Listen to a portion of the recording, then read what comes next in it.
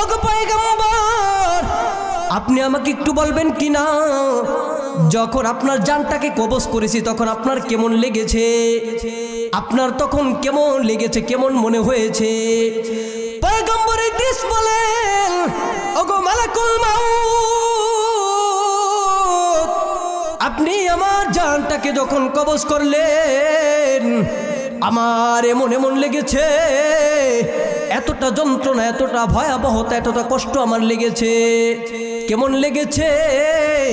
পয়গম্বর মালাকুল মউতকে বলেন, আপনি আমার থেকে যখন জানটা টেনে বের করলেন আমার মনে হয়েছে আমার শরীর থেকে জীবিত অবস্থা আমার চামড়াটাকে টেনে টেনে খসানো হচ্ছে। আল্লাহু আকবার, আল্লাহ, ওগো আল্লাহ,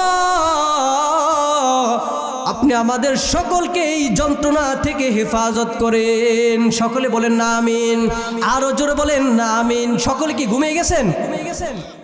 এটা কিন্তু আমার কোনো কথা বলতেছি না, স্বয়ং হাদিসের আলোচনাগুলো বলতেছি, মনোযোগ দিয়ে শোনেন। আপনার আমার মৃত্যু একদিন হবে কিনা?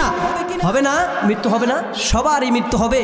তাহলে মৃত্যুর সময় অবস্থা কেমন হবে জানার প্রয়োজন আছে কি নাই? আছে, অবশ্যই আছে। এবার মনোযোগ দিয়ে শুনেন, মৃত্যুর যন্ত্রণা কেমন হবে। পয়গম্বরের সাহাবী হযরত ওমর ফারুক রাদিয়াল্লাহু তাআলা আনহু এই মৃত্যুর যন্ত্রণা এতটা ভয় পাইতেন, পয়গম্বরের সাহাবী হযরত ওমর ফারুক রাদিয়াল্লাহু তাআলা আনহু যখন রাস্তা দিয়ে হাইটা যাইতেন, তার সামনে যখন কোনো একটা কবর দেখতেন আর তিনি সাথে সাথে ঝরঝর করে কাঁদতেন আর বলতেন, কবর রে,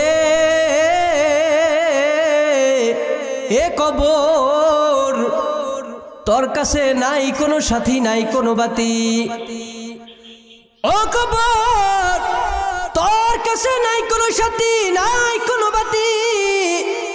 আমি অন্ধকার কবরের মধ্যে কিভাবে গিয়ে থাকবো রে কবর? পয়গম্বরের সাহাবী হযরত ওমর এইভাবে কবরকে দেখে বারবার তিনি কান্না করতেন। মৃত্যুর যন্ত্রণা এত ভয়াবহ হবে, এতটা ভয়াবহ হবে যেই যন্ত্রণা আপনিও সহ্য করতে পারবেন না, আমিও কিন্তু সহ্য করতে পারবো না। পারবেন কিনা? পারবেন না।